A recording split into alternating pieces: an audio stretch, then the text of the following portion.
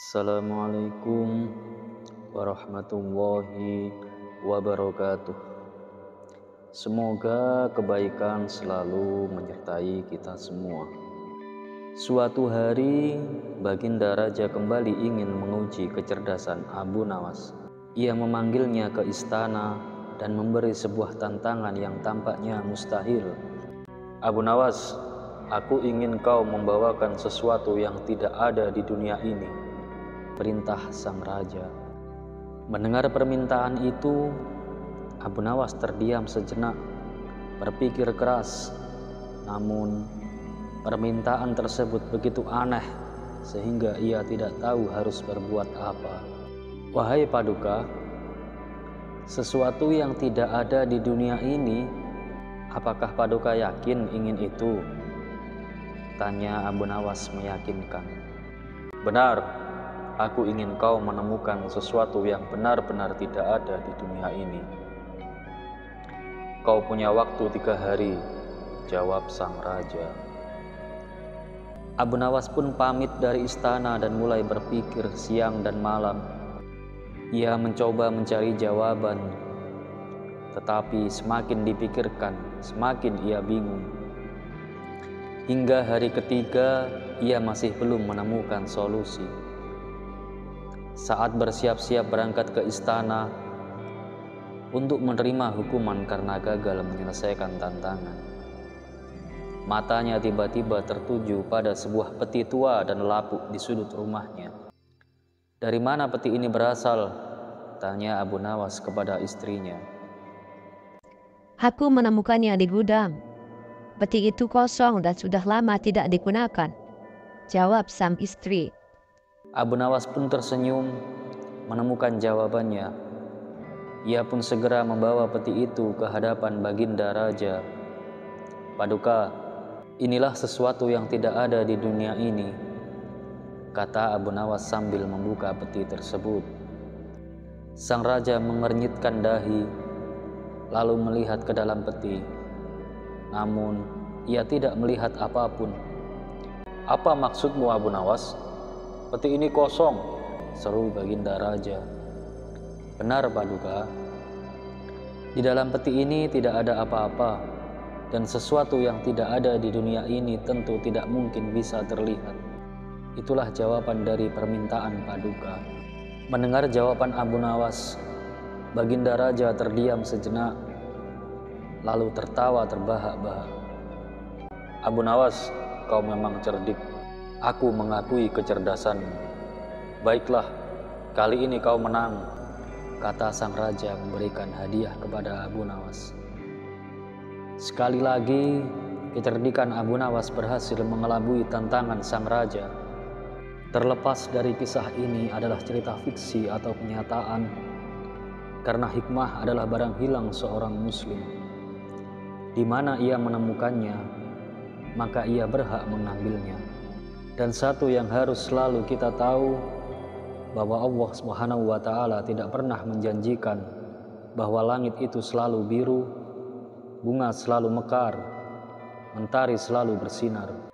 Tapi ketahuilah bahwa Dia selalu memberi pelangi di setiap badai, senyum di setiap air mata, berkah di setiap cobaan, dan jawaban di setiap doa. Dan seperti biasa, wassalamualaikum warahmatullahi wabarakatuh. Kisah selanjutnya. Assalamualaikum warahmatullahi wabarakatuh. Bukan Abu Nawas namanya jika tidak bisa menjawab dan memecahkan teka-teki yang sulit. Di masa Raja Harun al-Rasyid, ia dikenal sebagai penyair yang cerdas, penuh humor, sekaligus religius. Suatu hari kota Baghdad dikemparkan oleh orang asing yang menantang keberadaan Tuhan. Tidak ada yang bisa membantahnya, sampai Abu Nawas turun tangan. Bagaimanakah kisahnya? Pada suatu hari kota Baghdad dikejutkan oleh kedatangan seorang pria asing. Ia berjalan di pasar sambil mengumumkan keyakinannya. Aku tidak percaya adanya Tuhan, Jika Tuhan memang ada, buktikan dengan logika. Warga yang mendengar ucapannya mulai gaduh. Sebagian mencoba membantahnya. Tapi orang asing itu selalu punya jawaban yang membuat mereka terdiam. Berita ini pun sampai ke telinga Raja Harun al-Rasyid. Mengetahui kegaduhan yang terjadi, sang raja memerintahkan pengawalnya untuk membawa orang asing itu ke istana. Di hadapan raja, orang asing itu tetap menantang. "Apa tujuanmu membuat kegaduhan di negeriku?" Tanya sang raja. "Aku hanya ingin jawaban. Orang-orang Islam mengatakan bahwa dunia dan seisinya diciptakan oleh Tuhan. Jika begitu, siapakah yang menciptakan Tuhan?" Tanya orang asing itu dengan sombong. Raja Harun al-Rasyid sebenarnya bisa saja menjawab berdasarkan dalil agama. Namun, ia tahu bahwa orang asing itu hanya percaya pada logika, bukan dengan wahyu. Saat raja masih berpikir, seorang menteri berbisik kepadanya, "Paduka, jika soal logika, serahkan saja pada Abu Nawas. Dia pasti bisa memberikan jawaban yang membuat orang ini takluk." Raja pun tersenyum dan segera memanggil Abu Nawas ke istana. Tak lama kemudian Abu Nawas tiba di istana. "Baginda Raja, ada apa hingga hamba dipanggil?" Tanya Abu Nawas. "Orang ini menantang keyakinan kita. Ia bertanya jika Tuhan menciptakan alam semesta, lalu siapa yang menciptakan Tuhan?" Tanya raja kepada Abu Nawas. Abu Nawas menatap orang asing itu sambil tersenyum.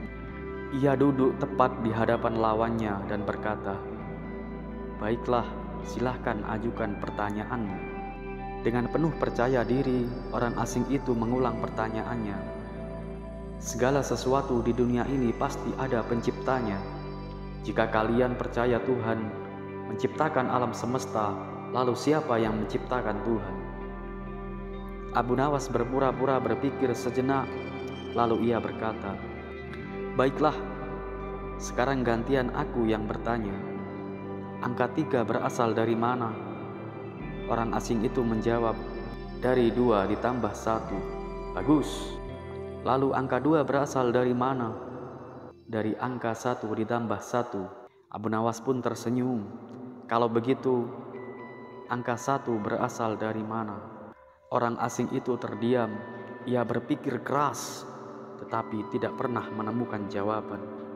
Melihat orang asing itu kebingungan, Abu Nawas berkata, "Lihat, angka 1 tidak berasal dari angka manapun. Ia adalah angka pertama, awal dari semua angka lainnya.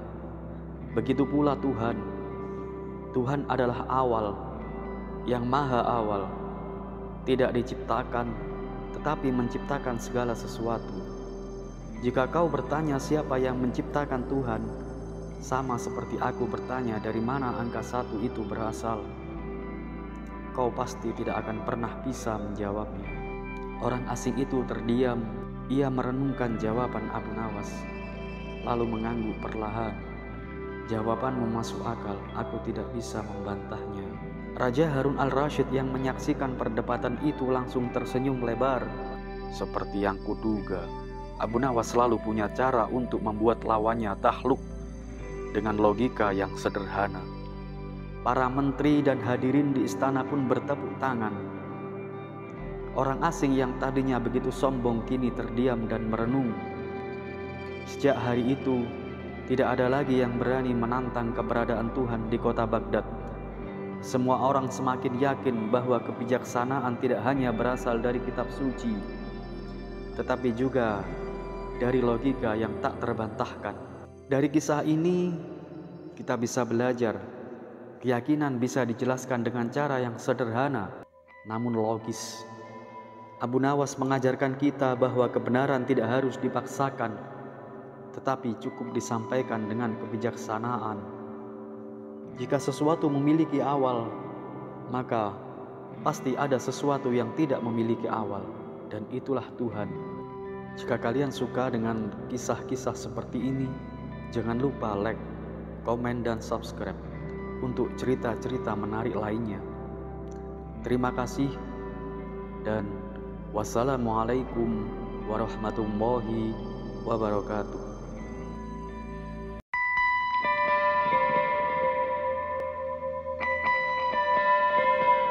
Assalamualaikum warahmatullahi wabarakatuh.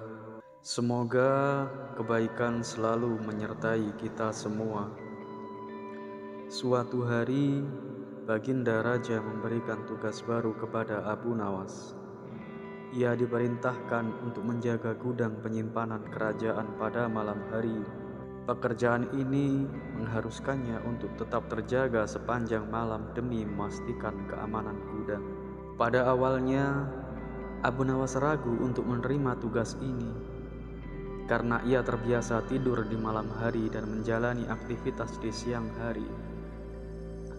Namun, ketika raja menjanjikan bayaran yang besar, Abu Nawas pun setuju untuk menjalankan tugas tersebut. Sejak saat itu, setiap malam ia berjaga di gudang, dan akibatnya pada pagi hari ia tidak lagi pergi ke hutan seperti biasanya. Tetangganya yang biasa pergi bersamanya ke hutan mulai menyadari perubahan ini. Ia melihat bahwa Abu Nawas seringkali bangun kesiangan, tidak lagi berangkat ke hutan seperti dulu. Tetangganya merasa khawatir bahwa kebiasaan baru ini akan membawa dampak buruk bagi Abu Nawas. Suatu pagi, tetangga tersebut datang menemui Abu Nawas untuk memberinya nasihat. Dengan nada yang serius ia berkata, "Wahai Abu Nawas, tahukah engkau bahwa sebaiknya kita bangun sepagi mungkin?" Abu Nawas yang masih mengantuk pun bertanya, "Kenapa memangnya?" Tetangganya tersenyum dan berkata, "Seperti kata pepatah, orang yang bangun kesiangan rizkinya bakal dipatok ayam." Mendengar hal itu, Abu Nawas tersenyum kecil dan menjawab, "Maaf kawan, tapi aku tidak yakin bahwa bangun pagi akan membawa manfaat untukku.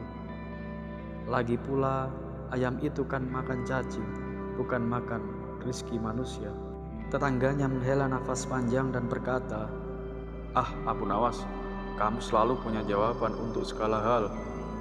Tapi, izinkan aku bercerita. Beberapa hari yang lalu aku terbangun pagi-pagi dan berjalan ke suatu tempat. Di sana, aku menemukan sebuah cincin emas yang tergeletak di tanah. Aku yakin cincin itu jatuh pada malam sebelumnya. Coba kalau aku tidak bangun pagi-pagi, tentu aku tidak akan mendapatkan rizki berupa cincin emas itu." Abu Nawas tertawa kecil mendengar cerita itu. Dengan tenang ia berkata, "Kawan, aku rasa kamu hanya mengada-ngada. Tadi malam aku berada di jalan yang sama dan aku tidak melihat ada cincin emas di sana." Tetangganya tetap bersikeras, "Baiklah, mungkin kamu tidak melihatnya. Tapi menurutku, ini ada hubungannya dengan bangun pagi. Jika aku tidak bangun lebih awal, aku pasti tidak akan menemukannya." Abu Nawas tersenyum dan menggelengkan kepalanya sebelum berkata, "Coba pikir baik-baik. Orang kehilangan cincin emas itu pasti bangun jauh lebih pagi darimu untuk mencarinya." Mendengar jawaban Abu Nawas yang begitu logis, tetangganya hanya bisa terdiam. Ia tidak dapat membantah perkataan Abu Nawas.